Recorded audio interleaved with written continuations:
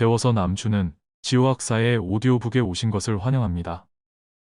이 내용은 편판을 읽어나가면서 창덕궁을 답사하는 시리즈물로 기획되었으며 오늘은 낙선제 이론의 뒤쪽 부분을 돌아보겠습니다.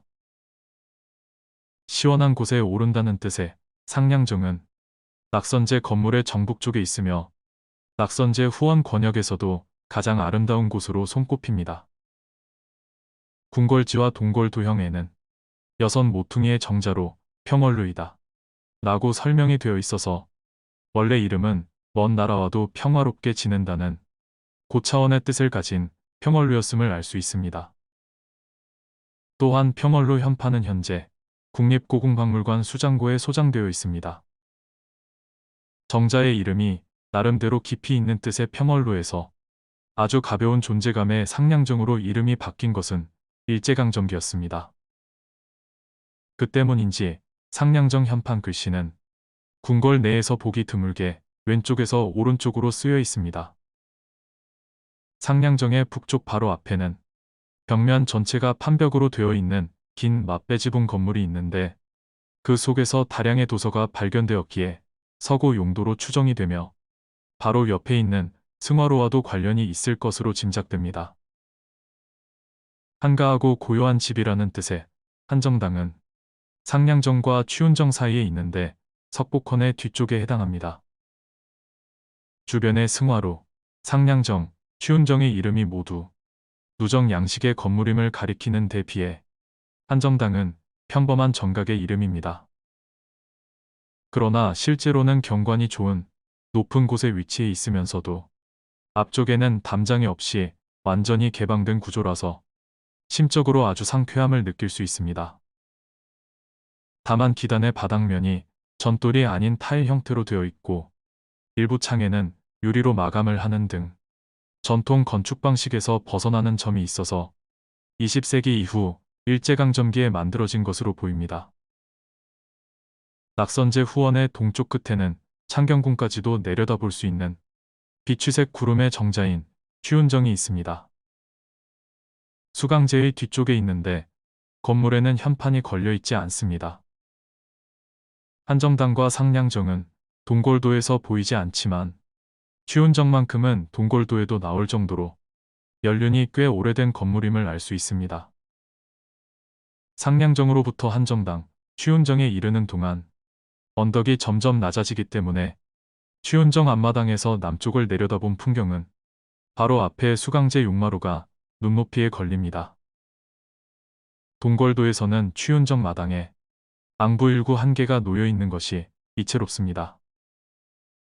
낙선제 후원 쪽은 올라가는 계단에서부터 모두 출입통제구역으로 설정되어 있어서 아쉽게도 승화로, 상량정, 한정당의 현판을 일반인이 직접 볼 수는 없습니다.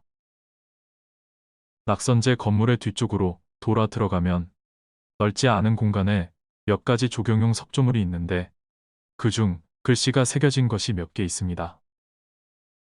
우선 궤석을 담고 있는 궤석 받침대에 소영주라고 새겨진 것이 있습니다.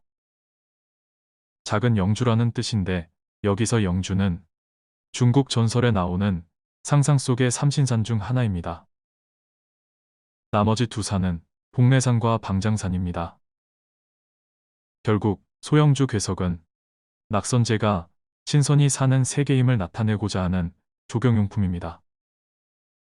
그리고 소영주 궤석을 자세히 보면 운비옥립이라는 글자와 함께 낙관까지 돌에 새겨진 것을 볼 수 있습니다.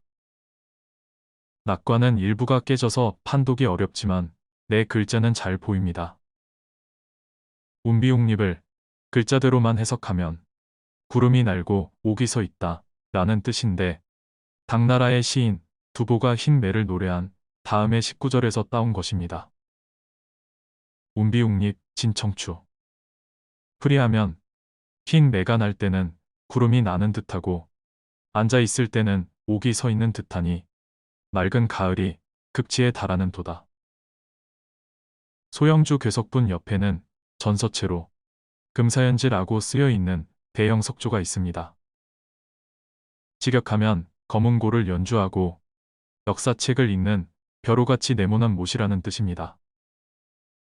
그러나 일부에서는 이 연못의 정체를 전설의 서왕모가 산다는 신선 세계의 구슬 연못인 묘지로 보기도 합니다.